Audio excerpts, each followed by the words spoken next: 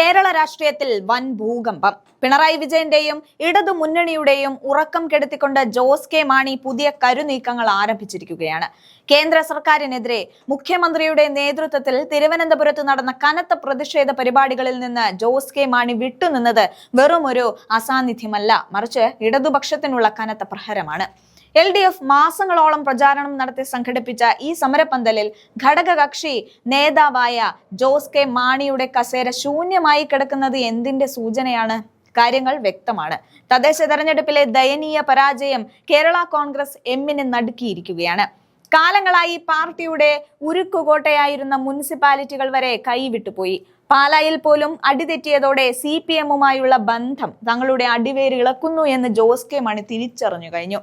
UDF-ലായിരുന്നപ്പോൾ അനുഭവിച്ചിരുന്ന ആ പ്രതാപം LDF-ലെത്തിയപ്പോൾ നഷ്ടപ്പെട്ടെന്ന വികാരം അണികൾക്കിടയിൽ ശക്തമാണ്. ഇതിനിടയിലാണ് മുഖ്യമന്ത്രിയുടെ സമരവേദികളിൽ നിന്ന് അദ്ദേഹം മുങ്ങിയത്.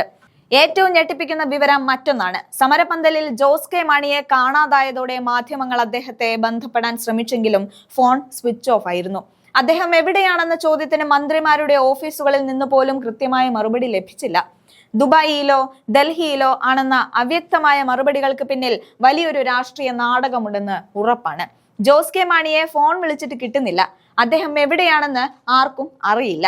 ഈ അജ്ഞാതവാസം രാഷ്ട്രീയ കേരളം ഉറ്റുനോക്കുകയാണ്. പാർട്ടിക്കുള്ളിലും കലാപം പുകയുകയാണ്. മന്ത്രി റോഷി അഗസ്റ്റിന്റെ വീട്ടിൽ നടന്ന പാർലമെന്ററി പാർട്ടി യോഗത്തിൽ MLA-മാരിൽ ചിലർ പരസ്യമായി തന്നെ മുന്നണി മാറ്റം ആവശ്യപ്പെട്ടു കഴിഞ്ഞു. ഇടതുപക്ഷത്ത് തുടർന്നാൽ അടുത്ത നിയമസഭാ തെരഞ്ഞെടുപ്പിൽ കെട്ടിവെച്ച കാശുപോലും കിട്ടില്ല എന്ന മുന്നറിയിപ്പാണ് MLA-മാർ നൽകുന്നത്. UDF-ഉമായി അണിയറയിൽ ചർച്ചകൾ സജീവമാണെന്ന സൂചനകൾ ശരിവെക്കുന്നതാണ് ജോസ് കെ മാണിയുടെ ഇപ്പോഴത്തെ ഈ നീക്കം. തദ്ദേശ തെരഞ്ഞെടുപ്പിൽ സഭയും വിശ്വാസികളും കൈവിട്ടതോടെ ഇനിയും ഇടതുപക്ഷത്തെ താങ്ങി നടന്നാൽ പാർട്ടിയുടെ അന്ത്യം സംഭവിക്കുമെന്ന് മാണി ഗ്രൂപ്പ് ഭയപ്പെടുന്നുണ്ട്. മുഖ്യമന്ത്രി പിണറായി വിജയന് ഏറ്റ ഈ തിരിച്ചടി നിസ്സാരമല്ല. LDF ജാഥകൾ നയിക്കേണ്ട നേതാവ് തന്നെ സമരവേദിയിൽ നിന്ന് ഒഴിഞ്ഞു മാറുന്നത് മുന്നണിയുടെ കെട്ടുറപ്പിനെ ബാധിച്ചു കഴിഞ്ഞു. സമരപന്തൽ ശൂന്യമാക്കി. ജോസ് കെ മാണി നടത്തുന്ന ഈ ഒളിച്ചുകളി UDF-ലേക്കുള്ള മടക്കയാത്രയുടെ ആദ്യ പടിയാണോ? പാലാക്കാരൻ കളി തുടങ്ങിക്കഴിഞ്ഞു. പിണറായിയുടെ കോട്ടകളിൽ വിള്ളൽ വീഴുകയാണ്. വരും ദിവസങ്ങളിൽ കേരളം കാണാനിരിക്കുന്നത് വമ്പൻ രാഷ്ട്രീയ മാറ്റങ്ങൾക്കായിരിക്കും.